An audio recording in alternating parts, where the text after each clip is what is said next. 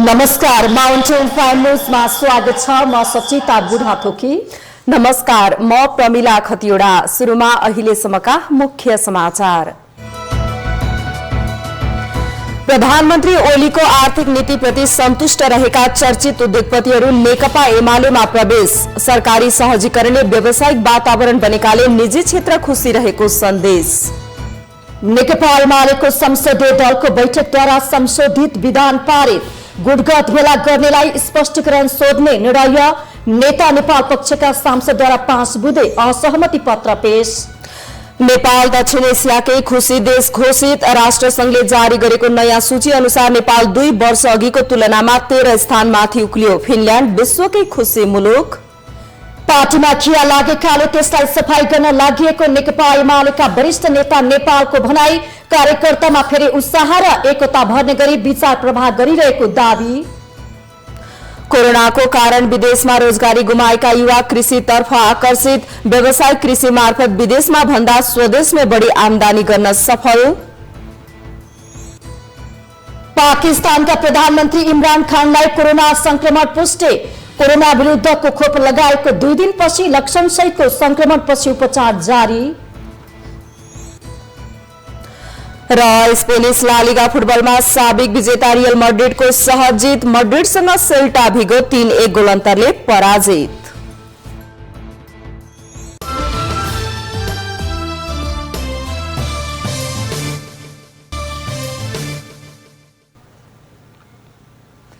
अब समाचार विस्तारमा। कोरोना कालमा विश्वले आर्थिक चुनौतीहरूको सामना गरिरहँदा नेपाल पनि यसबाट अछुतो रहेन।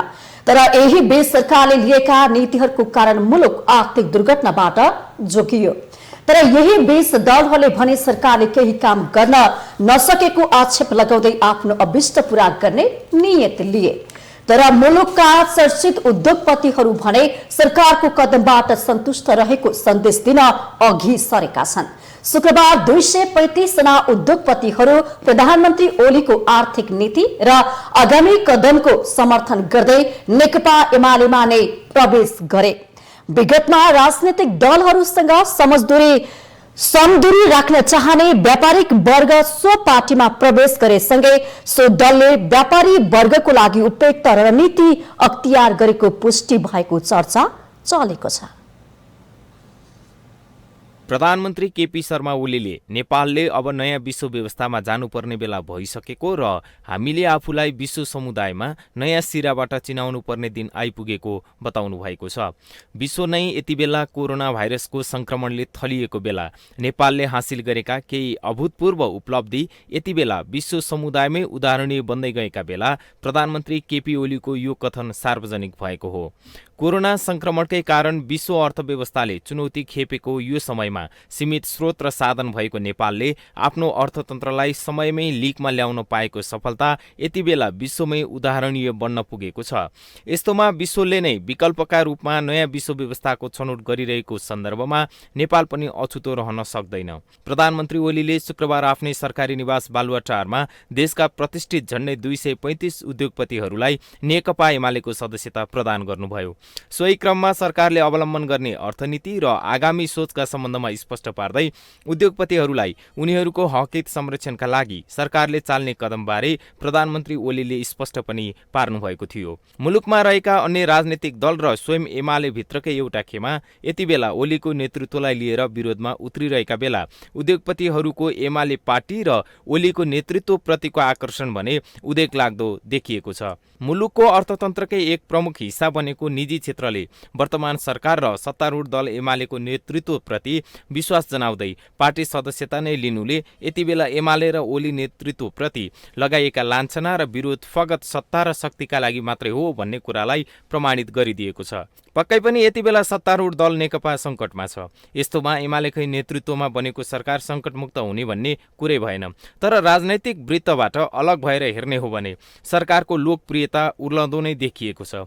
मुलुककै प्रतिष्ठित औद्योगिक घरानाहरू समेतले पछिल्लो समय पार्टी र सरकार सरकारप्रति आकर्षित देखिएका छन्, जसलाई शुक्रबार उनीहरूले लिएको एमाले पार्टी सदस्यता लिन देखाएको रुचिले एमाले मात्रै मुलुकको आर्थिक पुनरुद्धारका लागि काबिल छ भन्ने तथ्यलाई पनि स्थापित गरिदिएको छ। पक्कै पनि विश्व अर्थव्यवस्थालाई नै हल्लाइदिएको कोरोना महामारीले विश्वका मै हुँ भन्ने मुलुकलाई समेत घाइते बनाइदिएको छ। यो सन्दर्भमा सानो अर्थतन्त्र भएको नेपालले महामारीकै बीचमा आफूलाई पुरानै लयमा फर्काउन पाएको सफलता सरकारमा रहेको विवेकशील नेतृत्वकै कारण हो भन्दा अन्यथा नहोला। राज्यका सरोकारवाला निकायको चुस्तता र सजगताकै कारण कोरोना महामारीका बावजुद औद्योगिक तथा व्यापारिक गतिविधिले बिस्तारै लय पक्रदैछन्। मुलुकले पूर्वाधार निर्माणमा गरेका प्रतिबद्धताहरू कार्यान्वयनको चरणमा छन्। कोरोनाकै कारण केही समय अगाडिसम्म लथालिङ्ग अवस्थामा रहेको निजी क्षेत्रको उद्धारका लागि सरकारले चालेका कदमलाई नेपाल राष्ट्र बैङ्कले कार्यान्वयनमा ल्याएर निजी क्षेत्रलाई तङ्ग्राउने स्थितिमा पुर्याएको यो अवस्थामा जे जस्ता सुधारात्मक कामहरू यति बेला सम्पन्न भएका छन्, अन्य मुलुकका तुलनामा देशको सामर्थ्यका आधारमा भन्नुपर्दा यसलाई सरकारको दुस्साहसपूर्ण सफलता नै मान्नुपर्दछ। निजी क्षेत्रले सरकार र सत्तारूढ पार्टी एमाले प्रति देखाएको अपनत्वकै परिणाम शुक्रबार पार्टी अध्यक्ष तथा प्रधानमन्त्रीबाट मुलुकै प्रतिष्ठित व्यापारी तथा उद्यमीहरूले पार्टी सदस्यता स्वीकार गरे। सम्भवतः यो मुलुककै पहिलो घटना हुनुपर्दछ, तर यति भन्दैमा सरकारले निजी क्षेत्रका सबै समस्या समाधानै गरिदिएको भन्ने चाहिँ होइन। निजी क्षेत्रलाई सरकार र माथाहतका निकाय र सम्बद्ध अधिकारीबाट यसअघि गरिँदै आएको नकारात्मक व्यवहारमा परिवर्तन मात्रै होइन, उद्योग व्यवसाय लक्षित ऐन कानुनमा गर्नुपर्ने थुप्रै परिमार्जनका कामहरू जिउका तिउ नै छन्। निजी क्षेत्रले सरकार समक्ष ऐन कानुनलाई व्यवसाय मैत्री बनाउनु पर्यो भन्दै दिएका ज्ञापन पत्रहरू सम्बन्धित मन्त्रालय विभागका अँध्यारा कुनामा थन्काउने पुरानो प्रचलनमा सुधारसँगै निजी क्षेत्र मैत्री कानुनको निर्माणमा सरकारले अझै ध्यान दिन सकेको छैन। उद्योग कल कारखाना लगायतका कार्यक्षेत्रमा श्रमिक संगठनको दादागिरीले व्यवसायीलाई नै व्यवसायका लागि हतोत्साही पारिरहेको वर्तमान सन्दर्भमा सरकारले बनाउने यस्ता ऐनहरू श्रमिक मैत्री मात्रै भएर पुग्दैन, उद्यमी मैत्री पनि बन्न सक्नु पर्यो। तर यसमा विगतका सरकार र यहाँका राजनैतिक पार्टीले भोट र संगठनको राजनीतिलाई मात्रै प्राथमिकता दिँदा मुलुकको विकासमै महत्त्वपूर्ण हिस्सा ओगट्ने निजी क्षेत्रलाई पनि सधैँ पाखा पारिरहेको छ। यस्तोमा पछिल्लो समय प्रधानमन्त्री ओलीप्रति निजी क्षेत्रले जनाएको विश्वासले निजी क्षेत्रका लागि केही भने पक्कै हुने आशा पलाएको छ। निजी क्षेत्रका प्रभावशाली व्यक्तिहरू नै सत्तारूढ दल प्रवेश गरेको यो सन्दर्भमा त्यस क्षेत्रको नीति निर्माण तहमा उनीहरूको प्रवेश र उपस्थितिको ढोका नै खोलिदिएका कारण पनि पछिल्लो घटनालाई निजी क्षेत्रकै लागि उत्साहपूर्ण मान्न सकिन्छ। माउन्टेन टेलिभिजन राजनीतिक ब्युरो। एमालेको संसदीय दलको बैठकले संसदीय दलको संशोधित विधान पारित गरेको छ। शनिबार प्रधानमन्त्री निवास बालुवाटारमा बसेको नेकपा एमालेको संसदीय दलको बैठकले दलको संशोधित विधानलाई पारित गरेको हो। चैत्र 5 गते दलको विधानलाई संशोधन गर्न प्रमुख सचेतक विशाल भट्टराईको संयोजकत्वमा शेरबहादुर तामाङ र डाक्टर विमला पौडेल राई सदस्य रहेको विधान संशोधन कमिटी गठन गरेको थियो। उक्त कमिटीले पेश गरेको प्रस्तावलाई संशोधन सहित पारित गरिएको प्रमुख सचेतक विशाल भट्टराईले बताउनुभयो।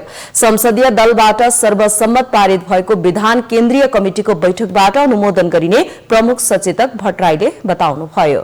पार्टी एमाले संसदीय दलको बैठक चैत्र 5 गते बसी मुख्य सचेतक विशाल भट्टराईको संयोजकत्वमा माननीय शेरबहादुर तामाङ र माननीय डाक्टर विमला पौडेल राई रहेको नेकपा एमालेको विधान संशोधन कमिटी गठन भएको थियो र त्यो कमिटीले अहोरात्र खटेर नेपाल कम्युनिस्ट पार्टी एमालेको विधान 2072 लाई आवश्यक र समयानुकूल परिमार्जन गर्दै त्यो प्रस्ताव आज बसेको संसदीय दलको बैठकमा प्रस्तुत गर्यो।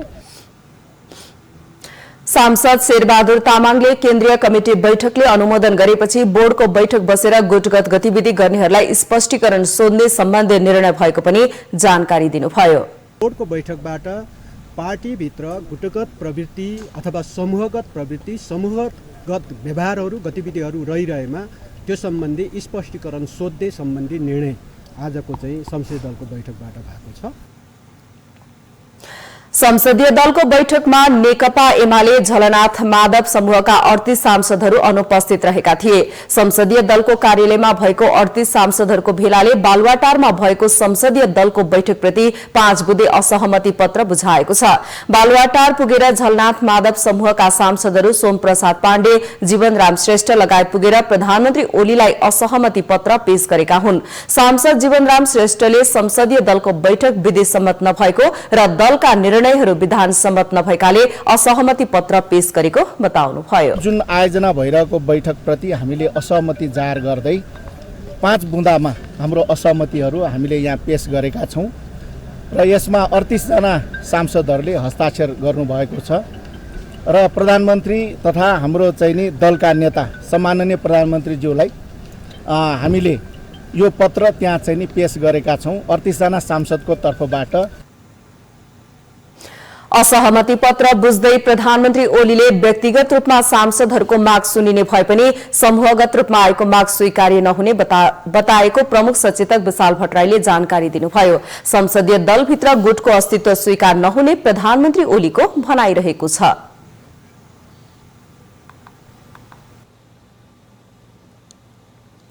सत्तारूढ दल नेकपा एमालेको केन्द्रीय कमिटी बैठकले नेताहरूलाई स्पष्टीकरण सोध्ने निर्णय गरेको छ। शनिबार प्रधानमन्त्रीको सरकार निवास बालुवाटारमा बसेको नेकपाको केन्द्रीय कमिटी बैठकले पार्टी हित विपरीत काम गरेको भन्दै स्पष्टीकरण सोध्ने निर्णय गरेको हो, जसमध्ये वरिष्ठ नेता माधव कुमार नेपाल सहित 4 जना रहनु भएको छ।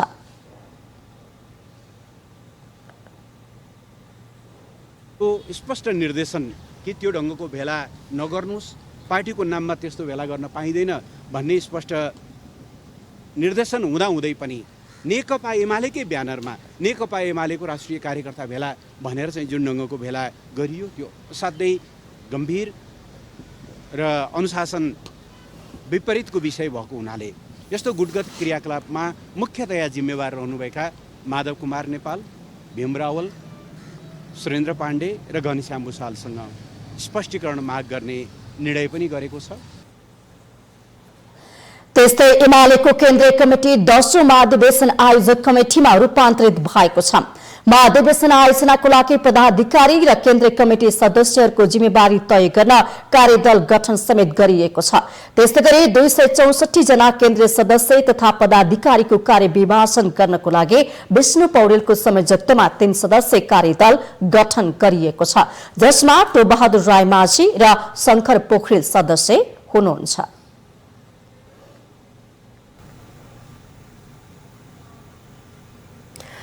नेपाली कांग्रेसका सभापति शेरबहादुर देउवाले आफू प्रधानमन्त्री बन्न लालायित नभएको बताउनु भएको छ। नेपाली कांग्रेस तरुण दल विभागद्वारा चितवनमा शनिबार आयोजित कार्यक्रमलाई सम्बोधन गर्दै सभापति देउवाले प्रधानमन्त्री बन्न लालायित नभएको तर जिम्मेवारी आएपछि नहट्ने बताउनुभयो। प्रधानमन्त्री बन्न भन्दा पनि आफू पार्टी बनाउनतर्फ लागेको सभापति देउवाको भनाइ छ। साथै उहाँले चुनावको तयारीका लागि आपसी मतभेद र झगडा त्यागेर अगाडि बढ्न आफ्ना नेता कार्यकर्तालाई आग्रह समेत गर्नुभयो। नेपाली कांग्रेसका वरिष्ठ नेता रामचन्द्र पौडेलले संविधानको रक्षा र पालना गर्नको लागि प्रधानमन्त्री केपी शर्मा ओलीको विकल्पमा नेपाली कांग्रेस तयार रहेको बताउनु भएको छ।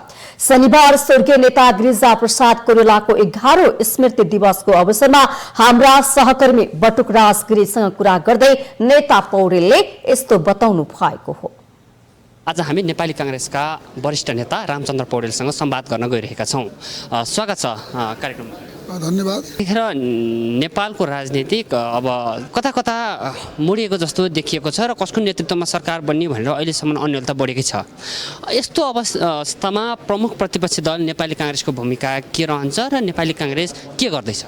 अब यो प्रतिनिधि सभा पुनर्स्थापन भएर अहिलेको प्रणाली संसदीय प्रणालीको रक्षा भएको छ।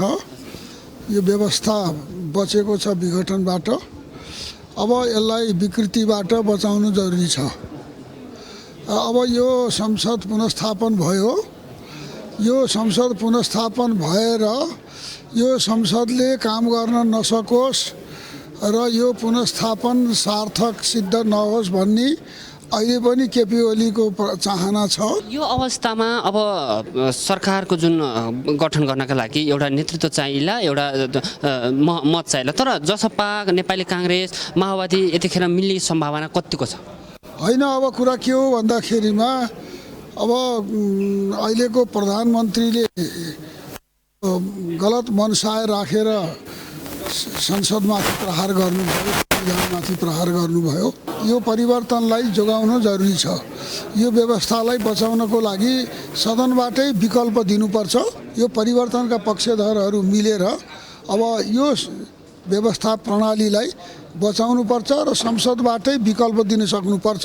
प्रधानमन्त्री केपी शर्मा ओलीले मलाई निकाल्ने हो भने मलाई संसदमा बहुमत देखाएर आओ अनि मात्रै निकाल्न सक्छौ भनिरहँदाखेरि यसमा नेपाली काङ्ग्रेसले चाहिँ यसलाई कसरी हेरेको छ? अरू मिलेर उहाँलाई अविश्वासको प्रस्ताव राखेर फाल्नुपर्छ र अर्को नयाँ प्रधानमन्त्री बनाउनुपर्छ।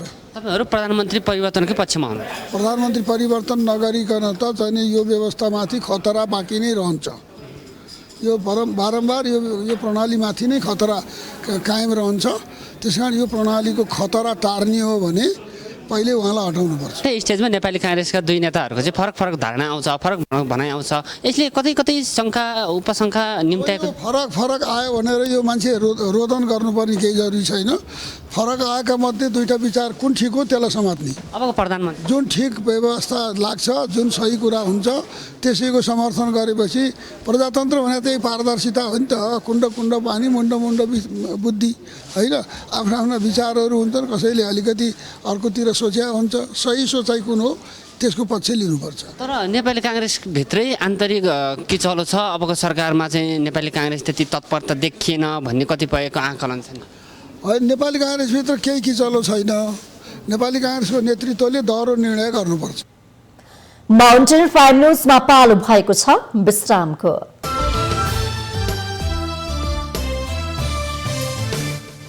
Mountain television. विश्रामपछि स्वागत छ। अब बाँकी समाचार। नेपाली कांग्रेसका नेता स्वर्गीय गिरिजा प्रसाद कोइरालाको 11औं स्मृति दिवस विभिन्न कार्यक्रम गरेर मनाइएको छ।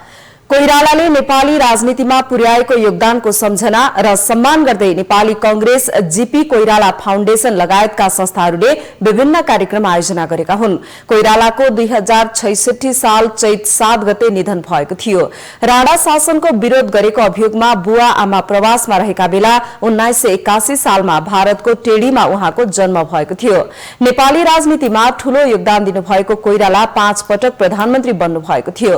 2047 सालको आन्दोलन, 2062-63 सालको दोस्रो जनआन्दोलन, दशक लामो माओवादी सशस्त्र द्वन्द्वलाई शान्तिपूर्ण रूपान्तरण, 12 बुँदे सम्झौता लगायत नेपाली राजनीतिका महत्वपूर्ण कालखण्डमा उहाँको विशेष योगदान रहेको छ।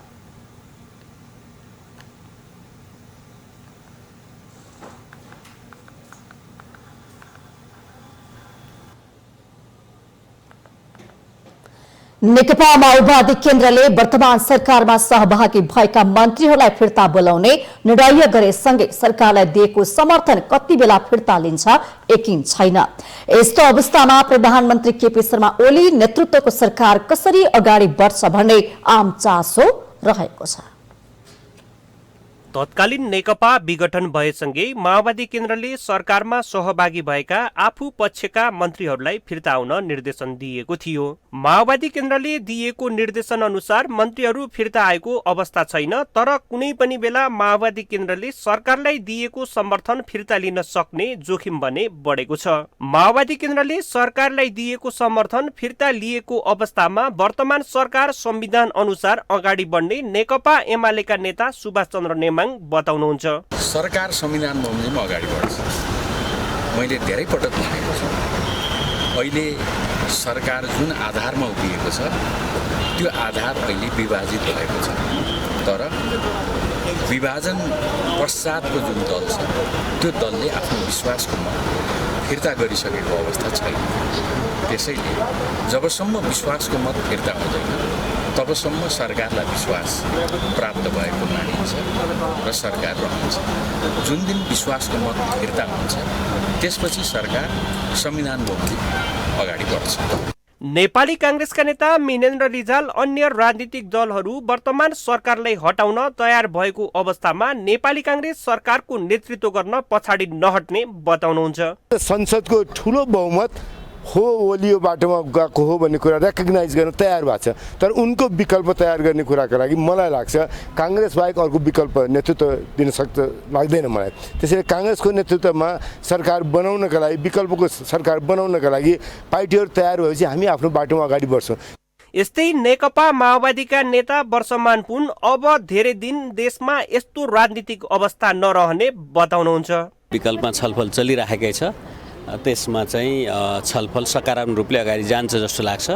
अब धेरै दिन राजनीतिक यस्तो संक्रमण राख्नु उपयुक्त हुँदैन भन्ने कुरो नै सबै दलहरूको भनाइरहेको मैले पाएको छु। माओवादी केन्द्रले सरकारलाई दिएको समर्थन फिर्ता लिएको अवस्थामा निर्णायक शक्ति बन्ने जनता समाजवादी पार्टी यति बेला सत्ता फेरबदल गर्न कसरत गरिरहेको छ।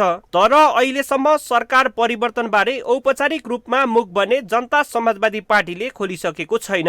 जनता समाजवादी पार्टीका नेता लक्ष्मणलाल कर्ण आफ्ना एजेन्डाहरू पूरा गर्ने दललाई साथ दिन तयार भएको बताउनुहुन्छ।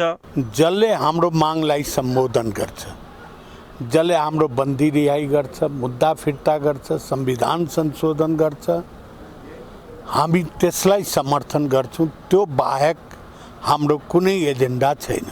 विक्रम सम्वत 2075 साल फागुन 3 गते तत्कालीन नेकपा एमाले र नेकपा माओवादी केन्द्रको समर्थनमा वर्तमान प्रधानमन्त्री ओलीले दोस्रो पटक सरकारको बागडोर सम्हाल्न आउनु भएको थियो। करिब 2/3 बहुमतका साथ वर्तमान सरकार 3 वर्षदेखि सञ्चालन हुँदै आएको छ। तर गत पुस 5 मा प्रधानमन्त्री केपी शर्मा ओलीले प्रतिनिधि सभा विघटनका लागि सिफारिस गरेसँगै उहाँलाई जसरी पनि अपदस्थ गर्ने तयारी चलेको छ। यस्तो अवस्थामा वर्तमान सरकार कसरी अगाडि बढ्छ त्यो भने अझै हेर्न बाँकी छ। माउन्टेन टेलिभिजनका लागि क्यामेरामा विक्रम साकेका साथमा सरोज बस्याल र सिर्जना राणा भाटको रिपोर्ट। नेपाल दक्षिण एसियाकै खुशी देश घोषित भएको छ। सन् 2019 100 स्थानमा रहेको नेपाल यस पटक 13 स्थान भन्दा माथि उक्लेर दक्षिण एसियाकै खुशी देश बनेको हो। संयुक्त राष्ट्र संघ अन्तर्गतको निकाय दिगो विकास समाधान नेटवर्कले सार्वजनिक गरेको सन् 2021 को खुशी देशहरूको सूचीमा नेपाल 5.26 अंक सहित 87औं स्थानमा परेको हो। यसअघि सन् 2019 मा नेपाल, भुटान र पाकिस्तानपछि तेस्रो खुशी हुने देश बनेको थियो। राष्ट्रसंघले कोरोना भाइरस महामारी पछिको सामाजिक, मनोवैज्ञानिक, आर्थिक सूचकलाई आधार मानेर 149 देशमा अध्ययन गरेको थियो। कुल गृहस्थ्य उत्पादन, सामाजिक सहयोग, व्यक्तिगत स्वतन्त्रता र भ्रष्टाचारको अवस्थालाई अध्ययनको सूचक मानिएको थियो। रिपोर्ट अनुसार फिनल्याण्ड यसपटक पनि विश्वकै सबैभन्दा खुशी देशको रूपमा पहिलो स्थानमा छ। सबैभन्दा बेखुशी देशको रूपमा सार्क सदस्य राष्ट्र अफगानिस्तान पुछारमा रहेको छ। छिमेकी देश भारत 144औं स्थानमा छ। नेपाल, बंगलादेश र पाकिस्तान भन्दा भारत तल रहेको छ। खुशी देशको शीर्ष सूचीमा फिनल्याण्ड पछि क्रमशः Denmark, Switzerland, Iceland, Netherlands, Norway, Sweden, Luxembourg, New Zealand र अस्ट्रिया रहेका छन्।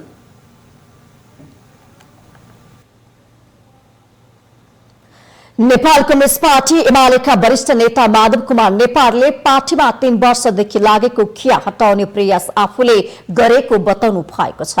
नेपाल कम्युनिस्ट पार्टी एमाले नेपाल खनाल पक्षको युवा संघको राष्ट्रिय कार्यकर्ता भेलालाई शनिबार काठमाडौँमा सम्बोधन गर्दै वरिष्ठ नेता नेपालले 3 वर्षदेखि पार्टीमा खिया लागेको र आफूले खिया फाल्ने प्रयास गरिरहेको बताउनु भएको छ।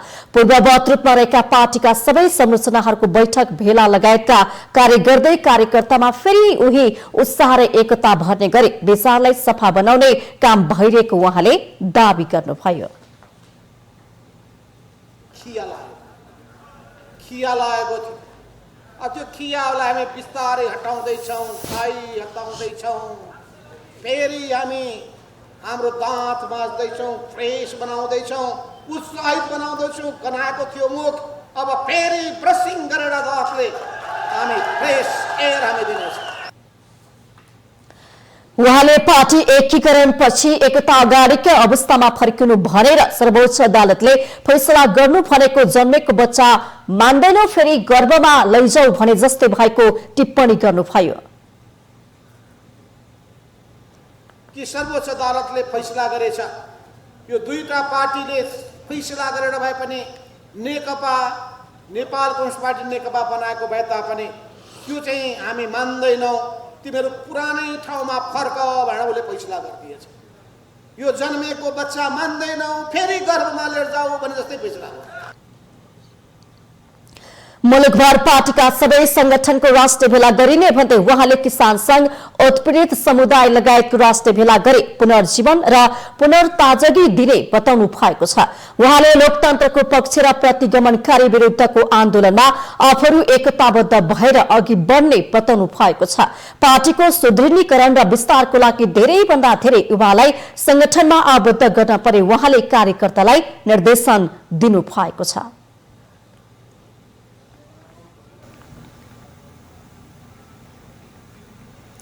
सभामुख अग्नि प्रसाद सापकोटाले प्रतिनिधि सभाले बिस्तारै लय समात्ने बताउनु भएको छ। शनिबार जीपी कोइराला मेमोरियल सामुदायिक कलेजको 8औं वार्षिकोत्सव समारोहलाई सम्बोधन गर्दै सभामुख सापकोटाले यस्तो भनाइ राख्नु भएको हो। उहाँले हाल प्रतिनिधि सभा सञ्चालनमा केही समस्या भएका कारण त्यसलाई लयमा फर्काउन मेहनत गर्नुपर्ने आवश्यकता रहेको बताउनु भएको छ। संसद छलफल, बहस, वाद विवाद र संवाद हुँदै अघि बढ्ने भन्दै उहाँले चुनौतीहरूको सामना गर्न प्रतिकूलतामा पनि अनुकूलता खोज्ने उपायहरू खोजिरहेको बताउनुभयो। संसदको अनेकौं चुनौतीहरूको सामना गर्दै गुणस्तरीय कानून निर्माणको लागि प्रयत्न गरिरहेको पनि उहाँको भनाइ छ। संसदको मुख्य काम भनेको कानून निर्माण गर्ने हो। कानून निर्माण गर्ने कुरामा हामी अनेकन चुनौतीको सामना गर्दै त्यसलाई चाहिँ गुणस्तरीय कानून निर्माण गर्नका लागि चाहिँ हामी भगीरथ प्रयत्न गर्दैछौँ र त्यसपछि बनेका कानूनहरू कार्यान्वयन गर्ने हाम्रो कर्तव्य हुनेछ। कार्यक्रममा बोल्दै नेपाली कांग्रेसका सांसद भीमसेन दास प्रधानले राजनीतिक पार्टीहरूबीच सहमति र सहकार्य हुन नसकेको भन्दै सहमतिका साथ मुलुकलाई राजनीतिक स्थिरतातर्फ लैजानु आवश्यक रहेको बताउनुभयो। राजनीतिक स्थिरतातर्फ लगेर जान आवश्यक छ, नत्र फेरि मुलुकमा विभिन्न किसिमको राजनीतिक अस्थिरता रहेर न विकास दिन सक्छौँ न जनतालाई शान्ति दिन सक्छौँ। त्यसतर्फ हामी सबैले मनन गरौँ। सांसद प्रधानले राजनीतिक सहमति नभए मुलुकमा अस्थिरता हुनाले देशमा विकास र शान्ति नहुने पनि बताउनुभयो।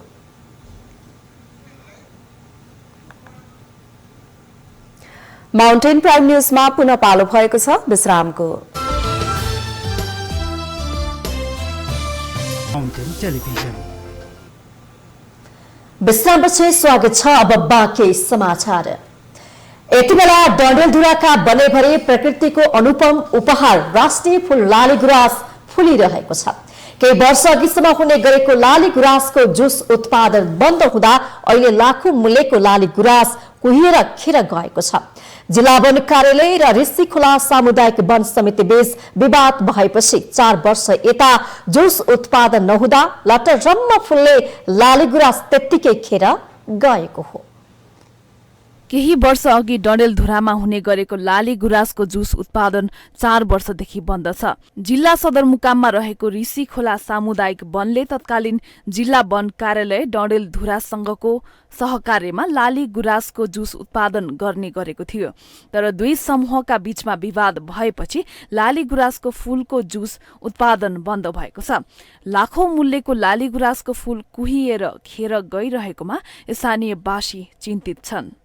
अब हाम्रो डडेलधुरा जिल्लामा जताततै लाली गुराँस फुलेको छ। अब यसबाट त अब यहाँका नेताले हो, समाजसेवी हामीले नथाहा पाएको हो कि यसबाट चाहिँ धेरै राम्रो इन्कम पनि गर्न सकिन्छ, यसको सदुपयोग पनि गर्न सकिन्थ्यो। जुस बनायो भनेपछि पनि हुन्थ्यो। अनि यो फुलको यो पर्यटनका लागि पनि एउटा राम्रो नमुना हुन्थ्यो। यो फुलबाट कुहिएर गइराखेको छ, यसको सदुपयोगै गर्न सकेका छैनन्। लाली गुराँस फुल आज वन जंगलमा नै सीमित भइरहेको अवस्था देखिरहेछ। आज यहाँका उपभोक्ताहरूले यसको उपभोग नगर्न सकेर र यहाँको स्थानीय सरकारले पनि केही न केही कदमहरू चाल्न सकेको अवस्था छैन आजको दिनसम्म। किनभने चाहिँ यसबाट उपभोग हुने धेरै किसिमका रोगहरू पनि यसले नियन्त्रण गर्न सक्ने देखिरहेको अवस्था थियो। र आज केही हदमा पहिला एउटा ऋषिकोला सामुदायिक वनले यसको जुसहरू बनाएर ठाउँ ठाउँमा प्रचार पनि गरेको अवस्था थियो र त्यो पनि लोप भएर आज यी हाम्रो राष्ट्रिय सम्पदामा परेको लाली गुराँस फुल आज आफै नै ओइलाएर गएको अवस्था देखिरहेको छ। जुस उत्पादनका लागि पहल भने भइरहेको छ। अबको दिनमा उद्योग स्थापना गरेर लाली गुराँसको जुस उत्पादन गर्ने ऋषि खोला सामुदायिक वनको योजना छ। हाम्रो 64-65 सालतिर हाम्रो लाली गुराँस बनाउने भनेर एउटा कार्यक्रम हामी दिदीबहिनीले जुटाएका थियौँ। त्यो कार्यक्रम चाहिँ सक्सेस त भयो।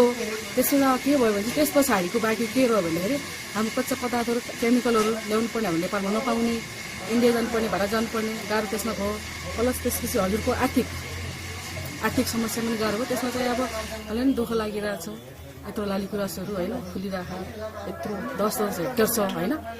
बाँकी त छ नि 60-64 हेक्टर हो। त्यसमा पनि 60-64 हजुरको 10 हेक्टरमा चाहिँ पुरा लाली गुराँस छ क्या हाम्रो। डडेलधुरामा उत्पादन हुने लाली गुराँसको फूलको जुस सुदूरपश्चिम प्रदेशका जिल्ला सहित बुटवलदेखि काठमाडौँसम्म निर्यात हुने गरेको थियो। डडेलधुरा सहित सुदूरपश्चिम प्रदेशका पहाडी जिल्लामा पर्याप्त रूपमा लाली गुराँसको फूल फुल्ने भएकाले उद्योग सञ्चालन गरी आमदानीका साथै रोजगारी अवसर सिर्जना गराउनेतर्फ लाग्नुपर्ने आवश्यक देखिन्छ। माउन्टेन टेलिभिजनको लागि डडेलधुरा सहकर्मी विमल जैरूको सहयोगमा जिल्ला ब्युरोको रिपोर्ट। सरकारले सड़क मानव मुक्त राष्ट्रिय अभियान कार्यक्रम देशभर सञ्चालन गरे पनि हेटौडा उपमहानगरपालिका भने अझै सड़क मानव मुक्त बन्न सकेको छैन। हेटौडा उपमहानगरपालिका वडा नम्बर 11 स्थित थाना भन्ज्याङमा श्याम बहादुर थापा र उहाँको परिवार वर्षौंदेखि आकाशमुनि बस्न बाध्य भएका छन्। सरकारले सड़क मानव मुक्त राष्ट्रिय अभियान कार्यक्रम सञ्चालन गरे पनि हेटौडामा यसको प्रभाव देखिएको छैन। हेटौडा उपमहानगरपालिका वडा नम्बर 11 स्थित थाना भन्ज्याङमा श्यामबहादुर थापा र उहाँको परिवार वर्षौंदेखि सड़कमै छन्।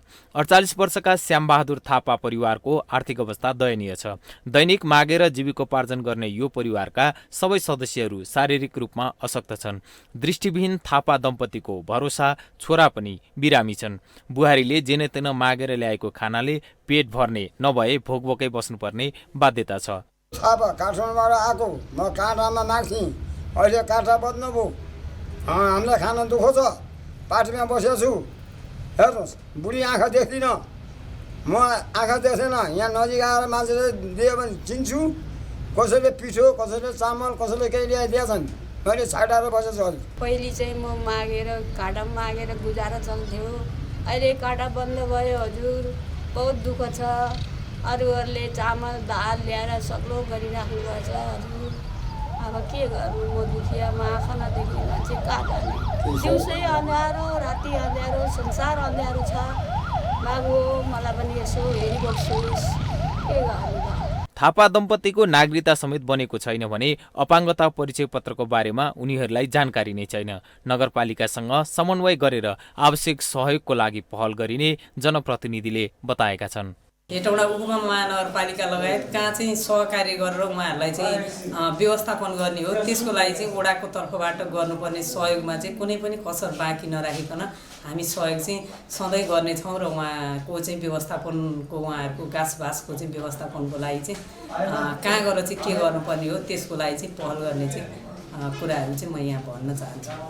नागरिकको बाँच्न पाउने अधिकारलाई सुनिश्चित गर्नका लागि पीडितको परिवारको अधिकारका लागि स्थानीय तहसँग समन्वय गर्न पहल गर्ने मानव अधिकार कर्मी बताउँछन्। अहिले त हाम्रो सरकारका तीनटा यस्ता सरकारहरू छ, स्थानीय तह, प्रदेश सरकार होइन, सङ्घीय सरकार छ। अब त्यसमा चाहिँ हामीले प्रदेश सरकार र स्थानीय तहले चाहिँ यी खालका घरबार विहीनहरूको चाहिँ आवास विहीनहरूको चाहिँ संरक्षण गर्नुपर्छ भन्ने हामीले चाहिँ सोचेका छौँ र हामीले चाहिँ जिम्मेवार निकायलाई जवाफदेही बनाउने कार्यक्रम पनि ल्याएका छौँ। त्यसले गर्दा जिम्मेवार निकाय जुन स्थानीय तह सरकार हो उसले चाहिँ जवाफदेही हुनुपर्छ र उहाँहरूको चाहिँ अधिकारको रक्षा गर्नुपर्छ भन्ने हाम्रो मान्यता हो र त्यसका लागि हामी सकेको गर्छौँ। सडक मानव मुक्त बनाउने सरकारको अभियान कागजमा मात्र सीमित हुन नदिन सरकारवाला निकाय गम्भीर हुनु आवश्यक छ। माउन्टेन टेलिभिजनका लागि मकवानपुरबाट सरोज पौडेलको सहयोगमा जिल्ला ब्युरोको रिपोर्ट। रूपन्देहीको धार्मिक पर्यटकीय क्षेत्र लुम्बिनीमा कोरोना संक्रमणको कारण लामो समय बन्द नै रह्यो। पछिल्लो समयमा आवत जावत सहज रूपमा खुलेको लुम्बिनी क्षेत्रमा पर्यटकहरूको आगमनमा उल्लेख्य वृद्धि हुन सकेको छैन, जसले गर्दा पर्यटन व्यवसायीहरू चिन्तित बनेका छन्। कोरोना भाइरसका कारण बन्द भएको धार्मिक पर्यटकीय क्षेत्र लुम्बिनी खुलेको लामो समय बितिसक्दा समेत पर्यटकको आगमनमा उल्लेख्य वृद्धि हुन सकेको छैन। मंगिरबाट लकडाउन हटेपछि लुम्बिनीमा चैत 5 सम्म 1,41,569 जना आन्तरिक पर्यटक पुगेका छन् भने 5,748 जना भारतीय पर्यटकहरू पुगेका छन्। आन्तरिक पर्यटकहरूको संख्यामा केही वृद्धि भए पनि विदेशी पर्यटकहरूको संख्या निकै कम छ। चैत 5 सम्ममा 120 जना भारत बाहेकका तेस्रो मुलुकका पर्यटकहरू आएका छन्। लुम्बिनी विकास कोषका अनुसार लुम्बिनी क्षेत्रमा कोरोनाको कारणले पर्यटन व्यवसायमा 12 अर्ब बढी क्षति पुगेको अनुमान गरेको छ। क्षतिलाई पुनरुत्थान गर्न लुम्बिनी विकास कोषले कोभिडको बेलामा भएका मानिसहरूको मृत्युको आत्मशान्तिको लागि ठूलो पूजाको आयोजना गर्ने योजना बनाएको छ। यो लुम्बिनी क्षेत्र चाहिँ पर्यटन नै मुख्य यहाँ चाहिँ अर्थतन्त्रको मेरुदण्ड भइरहेको स्थितिमा 12 अर्ब 71 करोडभन्दा बढी क्षति चाहिँ पुगेको छ। कोभिड महामारीको कारणले संसारभरि चाहिँ उहाँको मृत्यु भयो। उहाँको आत्माको चिर शान्तिको कामना गर्दै ठुल्ठुला रिम्पोछेहरू बौद्ध भिक्षु भिक्षुणीहरूको उपस्थितिमा यहाँ चाहिँ 6-7 महिना लामो पूजा आयोजना गर्ने शान्ति पूजा। लुम्बिनी क्षेत्रमा करिब 100 सानादेखि ठूला होटलहरू सञ्चालनमा रहेका छन्। अरबौंको लगानी रहेका होटल व्यवसाय कोरोनाको कालमा सबैभन्दा बढी मारमा परेका छन्। लकडाउन खुले पनि व्यवसायले गति लिन नसकेको व्यवसायीहरू बताउँछन्। यो अवस्थामा कोभिडले गर्दा धराशायी नै छ। प्रमुख कारण त अब तपाईको लुम्बिनी एकदम पर्यटकले नै चल्ने व्यवसाय भएको हुनाले यहाँ चाहिँ पर्यटक आएर नै होटल व्यवसायहरू पर्यटन व्यवसायहरू धान्ने हुने भएको हुनाले त्यसले चाहिँ अहिले धराशायी अवस्था नै छ यसको। अब पछि गर्दा अहिले हालसाललाई हेर्नुपर्दा तपाईँको आन्तरिक पर्यटकले राम्रो धानेको छ, तर अलिकति बसाइ चाहिँ उहाँहरूको छैन हैन। घुमेर फर्किने आन्तरिक पर्यटकहरू बढी हुनुहुन्छ, तर बसाइ चाहिँ अहिले बिल्कुलै छैन भन्दा पनि हुन्छ अहिले। कोरोना कहरपछि सहज वातावरण बनेको धेरै समय बितिसक्दा पनि पर्यटकको आगमन नबढ्दा लुम्बिनीको पर्यटन व्यवसाय मारमा परेको छ। स्थानीय सरकारले पर्यटन व्यवसायमा पारेको मारलाई बुझी कर छुट तथा विशेष योजना तयार गर्नु आवश्यक देखिन्छ। माउन्टेन टेलिभिजनका लागि रूपन्देही सहकर्मी विमल छेत्रीको सहयोगमा जिल्ला ब्युरोको रिपोर्ट। हामीसँग आर्थिक अन्तर्राष्ट्रिय र खेल समाचार बाँकी नै छन्। माउन्टेन प्राइम न्यूजमा फेरि पालो भएको छ विश्रामको।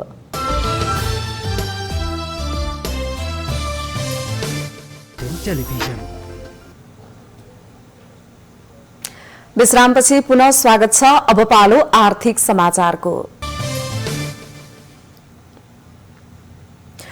पैसा कमाउनको लागि विदेशिएका बाँके डुडुवा गाउँपालिका वडा नम्बर 4 का मोहब्बत नईम खान कोरोनाको कारण नेपाल फर्केपछि अहिले व्यावसायिक कृषिमा लाग्नु भएको छ। विदेशमा भन्दा बढी नेपालमै कमाई हुन थालेपछि खानको दैनिकी पनि निकै सहज हुन थालेको छ। घरको आर्थिक अवस्था कमजोर भएपछि विदेशिएका बाँके डडुवा गाउँपालिका वडा नम्बर 4 का मोहम्मद नईम खान 2 वर्ष पनि नपुग्दै कोरोनाको कारण नेपाल फर्कन बाध्य हुनुभयो। नेपाल फर्केपछि साथीभाइको सहयोगमा आफ्नो र केही छिमेकीको जग्गा भाडामा लिई खानले व्यावसायिक कृषि सुरु गर्नुभएको छ। उहाँले तरकारी खेती, माछा पालन, बाख्रा पालनबाट मनग्गे आम्दानीका साथै बचत पनि गर्न थाल्नु भएको छ। म विदेश गए थियो, 2 वर्ष बस्यो। त्यो लकडाउन को बेलामा मैले घर फर्केको, वहाँ पनि तरकारी खेती गरिराखेको थियो। यहाँ पनि आएर त्यही सोच बनाएको कि म तरकारी खेती गर्छु। अनि डुडुवा गाउँपालिकामा गएको मैले सहयोग मागेको, अलिअलि सहयोग पनि दिएछ त्यो लगानीमा। अनि आफ्नो लगानी गरेर आफ्नो लमसम कमसेकम 20-30 कट्ठामा तरकारी खेती गरिराखेको छु। अनि मेरो फाइदा राम्रोसँग फाइदा भएछ। म यही बसेर मेरो बालबच्चा पनि पालिराखेछन्। छोरीको बिहे पनि त्यही पैसाले गरेछु। अहिले घर पनि बनाउन लागेछु। वर्षमा 5 लाख 6 लाख जति बचिराखेछ खाए पिएर। वैदेशिक रोजगारीबाट फर्केकाहरूको सहयोग पुर्याउनका लागि डडुवा गाउँपालिकाले विभिन्न कार्यक्रमहरू सञ्चालनमा ल्याएको छ। व्यावसायिक कृषि गर्नेहरूको लागि गाउँपालिकाले आर्थिक सहयोग उपलब्ध गराउने गरेको छ। प्रदेश सरकारले पैसा पठाएको थियो, त्यसमा हामीले जतिजनाको आवेदन आएको थियो 500 समथिङ जनाको थियो, त्यो सबैले हामीले जोड गरेर उहाँहरूलाई पैसा दामासाही होइन कि अब उनको लगनशीलता उनको डिमान्ड अनुसार हामीले विनियोजन गरेर सबैले उपलब्ध गराएको।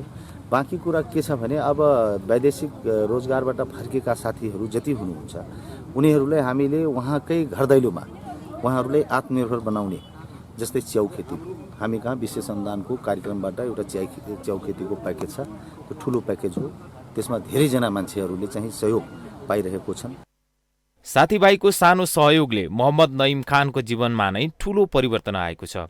नईम खान त प्रतिनिधि पात्र मात्रै हुनुहुन्छ। धेरै युवा आज खाडी मुलुकमा काम गर्न बाध्य छन्। युवालाई आयमूलक काममा अग्रसर गराउन अनुदान, प्राविधिक सहयोग, बिउ बिजन सहयोगदेखि तालिम तथा प्रशिक्षणका लागि स्थानीय तहबाटै पहल गर्न सके पैसा कमाउन विदेशी नै युवालाई स्वदेशमै आत्मनिर्भर बनाउन सकिन्छ। माउन्टेन समाचारका लागि बाँके सहकर्मी रविन्द्र घिमिरेको सहयोगमा जिल्ला ब्युरोको रिपोर्ट। अब पालो अन्तर्राष्ट्रिय समाचारको।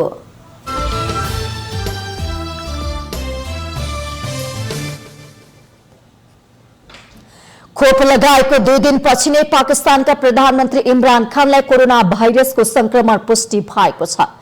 कोरोना पुष्टि भएपछि उहाँ आइसोलेसनमा बस्नु भएको पाकिस्तानी प्रधानमन्त्रीका स्वास्थ्य विज्ञ फैसल सुल्तानले बताउनु भएको छ। प्रधानमन्त्री खानमा हल्का खोकी र ज्वरो सहितको मध्यम लक्षण देखिएको पनि सुल्तानले जानकारी दिनु भएको छ। उहाँले बिहिबार मात्रै कोरोना विरुद्धको खोपको पहिलो डोज लगाउनु भएको थियो। पाकिस्तानी प्रधानमन्त्री खान पछिल्ला दिनमा मास्क नलगाइकन विभिन्न भेला, बैठक र आम सभामा सहभागी हुँदै आउनु भएको थियो। पाकिस्तानमा पछिल्लो महिना यता संक्रमितको संख्या बढ्दै गएपछि केही शहरमा आंशिक लकडाउन पनि लगाइएको छ।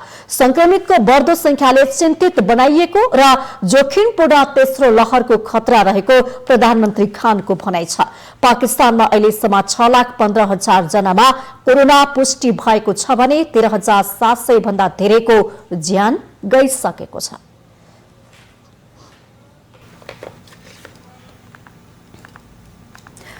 जापानमा 6.9 म्याग्निच्युडको भूकम्प गएको छ। शनिबार महसुस गरिएका सो कम्पनपछि सुनामी आउन सक्ने चेतावनी दिएको छ। भूकम्पका कारण तत्काल मानवीय क्षति नभएको तर सुनामी आउन सक्ने अवस्थालाई ध्यानमा राख्न जापानी अधिकारीले नागरिकलाई आग्रह गरेका छन्। स्थानीय समय अनुसार शनिबार साँझ 6:09 जाँदा महसुस गरिएको भूकम्पको केन्द्रबिन्दु मियागी क्षेत्रको प्रशान्त महासागरीय क्षेत्रमा जमिनको सतहबाट करिब 60 किलोमिटरको गहिराईमा रहेको जापानी मौसम विज्ञान निकायले जनाएको छ। भूकम्पपछि समुद्रमा करिब 1 मिटरसम्मको पानीको तरंग निस्किन सक्ने भन्दै तटीय क्षेत्रमा रहेका हजारौं नागरिकलाई सुरक्षित स्थलतर्फ जान निर्देशन दिइएको छ।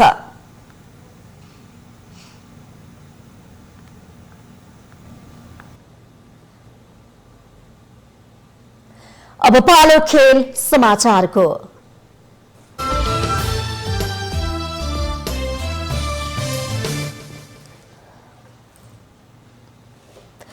स्पेनिश ला लिगा फुटबलमा साबिक विजेता रियल मड्रिडले सहज जित निकालेको छ। शनिबार राति सम्पन्न खेलमा रियलले सेल्टा भिगोलाई 3-1 गोल अन्तरले पराजित गरेको हो।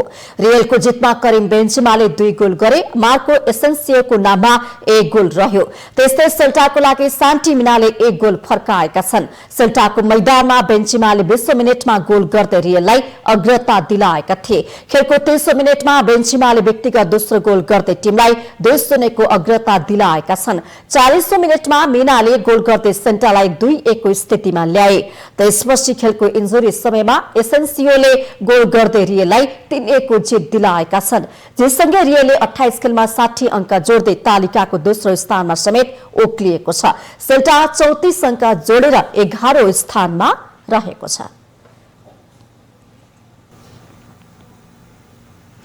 घरेलु टिम भारतले इंग्ल्याण्ड विरुद्धको 5 खेलको टी20 क्रिकेट सिरिज जितेको छ। शनिबार राति सम्पन्न अन्तिम तथा 5औं खेलमा इंग्ल्याण्डमाथि 36 रनको जित निकाल्दै भारतले सिरिज 3-2 ले आफ्नो बनाएको हो। भारतले दिएको 225 रनको लक्ष्य सहित जवाफी ब्याटिङ गरेको इंग्ल्याण्डले 20 ओभरमा 8 विकेट गुमाएर 188 रन बनाउन सक्यो। डेभिड मालन र जोस बटलरले अर्धशतकीय इनिंग्स खेले पनि इंग्ल्याण्डलाई जित दिलाउन सकेनन्। मालन 68 रन जोड्दा आउट भए भने बटलर 52 रनमा आउट भए। यस्तै जोसन रोय 0 रनमा आउट हुँदा जोनी बियटोर्सले 7 रन बनाए। Ben स्टोक्सले 14 run जोड्दा Chris Jordan 11 run बनाएर आउट भए। कप्तान इयान मोर्गन र जोर्फा आर्चर 1-1 रनमा आउट भए भने साम करन 14 रनमा अविजित रहे। इंग्ल्याण्डलाई सस्तैमा समेट्न शार्दुल ठाकुरले 3 विकेट लिए। भुवनेश्वर कुमारले 2 तथा हार्दिक पाण्डेय र टी नटराजनले 1-1 विकेट लिए। यसअघि पहिले ब्याटिङ गरेको भारतले 20 ओभरमा 2 विकेट गुमाएर 224 रन बनाएको थियो। भारतका लागि कप्तान विराट कोहलीले अविजित रहँदै 80 रनको अर्धशतकीय इनिंग्स खेले। यस्तै रोहित शर्माले 64 रनको अर्धशतकीय इनिंग्स खेले। हार्दिक पाण्डेय 39 रनमा अविजित रहँदा सूर्य कुमार यादवले 32 रन बनाए। इंग्ल्याण्डका आदिल खान र बेन स्टोक्सले 1-1 विकेट लिए। अहिलेसम्मका मुख्य समाचार पुनः एकपटक। प्रधानमन्त्री ओलीको आर्थिक नीतिप्रति सन्तुष्ट रहेका चर्चित उद्योगपतिहरू नेकपा एमालेमा प्रवेश। सरकारी सहजीकरणले व्यावसायिक वातावरण बनेकाले निजी क्षेत्र खुशी रहेको सन्देश। नेकपा एमालेको संसदीय दलको बैठकद्वारा संशोधित विधान पारित। गुटगत भेला गर्नेलाई स्पष्टीकरण सोध्ने निर्णय। नेता नेपाल पक्षका सांसदद्वारा 5 बुँदे असहमति पत्र पेश। नेपाली दक्षिण एसियाकै खुशी देश घोषित। राष्ट्रसंघले जारी गरेको नयाँ सूची अनुसार नेपाल 2 वर्ष अघिको तुलनामा 13 स्थानमाथि उक्लियो। पार्टीमा खिया लागेकाले त्यसलाई सफाई गर्न लागेको नेकपा एमालेका वरिष्ठ नेता नेपालको भनाई। कार्यकर्तामा फेरि उत्साह र एकता भर्ने गरी विचार प्रवाह गरिरहेको दावी। कोरोनाको कारण विदेशमा रोजगारी गुमाएका युवा कृषितर्फ आकर्षित। व्यावसायिक कृषि मार्फत विदेशमा भन्दा स्वदेशमै बढी आमदानी गर्न सफल। पाकिस्तानका प्रधानमन्त्री इमरान खानलाई कोरोना संक्रमण पुष्टि। कोरोना विरुद्धको खोप लगाएको 2 दिनपछि लक्षण सहितको संक्रमणपछि उपचार जारी। र स्पेनिश ला लिगा फुटबलमा साबिक विजेता रियल मैड्रिडको सहज जित। मैड्रिडसँग सेल्टा भिगो 3-1 गोल अन्तरले पराजित।